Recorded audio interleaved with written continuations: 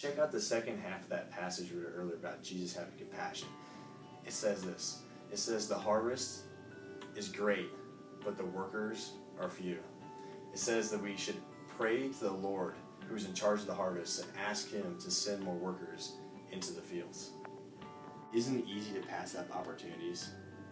I mean, you see all that's going around in your friends' lives, and so many times it's just so easy just to forget about it and to pass it by. And sometimes you're so hoping that someone will stop and someone will help those people. Maybe they're going through something and you're just like, man, if somebody would just show up, like if it would just happen, if somebody just intervene and just step into that life, that would be better and be changed, and you're just waiting for somebody to show up. But what if nobody does? Like, what if nobody comes?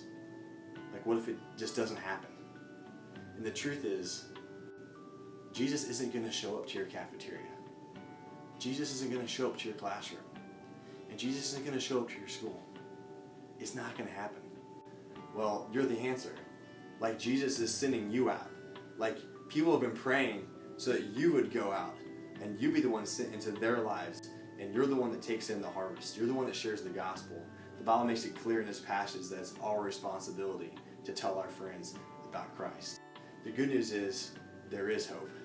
It's you. You're the hope for your school. You have the gospel. You can bring the good news.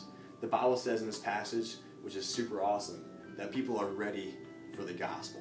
So many times we think, man, they're not going to listen. It's outdated. It's not going to work. But the Bible says right here that the harvest is ready. It just needs workers to go into it.